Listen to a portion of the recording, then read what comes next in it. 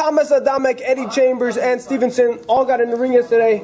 Coach Brandon Krause, right here at Outlaws, Ryan Meza. You guys watch the fights? I saw the highlight of the Curtis Stevens knockout. I was actually out during the fights. I did keep up with everybody on Twitter. The big talk is the knockout that Curtis Stevens got on Saul Roman in the first round. And I saw the highlight, and wow, that was a beautiful left hook. Coach, what did you make of the fight? Yeah, it was a great left hook off a counter. I think he had blocked one of Roman's shots, took him out with the hook after he had dropped him beforehand and had him ready to go. And Stevens looking spectacular on NBC. It's a good place to look spectacular on. Adamek grinding out a decision over one-time hot prospect contender Dominic Guinn. Dominic Guinn looking far from his best.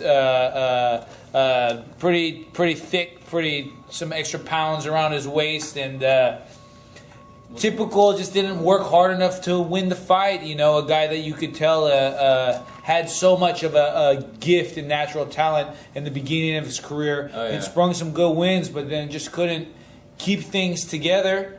And then how about poor Eddie Chambers, really just trying to make the best out of the rest of his career, drops down to cruiserweight, trying to spark new interest in himself, and just looks drained and flat, and picks a tough guy and gets beat.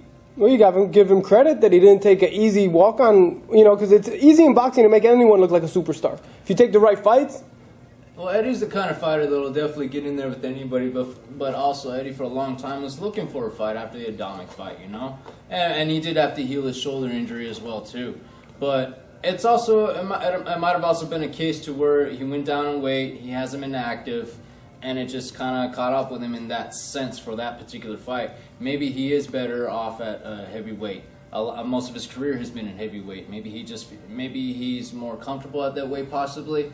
But, I didn't see the fight, so I can't really critique his performance that much. But Eddie, he's a guy who's more of the type of heavyweight to showcase his skills and win a decision. But I guess that's not the case that happened this time. So, last question. Who would you guys want to see Thomas Adamek fight next? I don't know.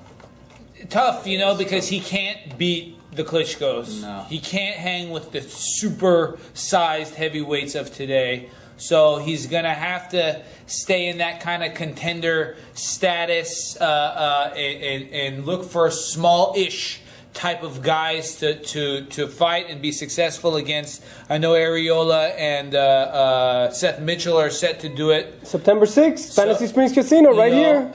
If Seth Mitchell would spring the upset, in my opinion, and beat Chris Areola, maybe that could be a potentially fun fight. But we already know he can't beat the Klitschko's. He can't even win a round versus the Klitschko's. No. And it's tough. It's a tough division when those guys are there. There you have it. Stay tuned right here at Outlaws. PSNewsReporting.com. I'm Melik Sekbak reporting.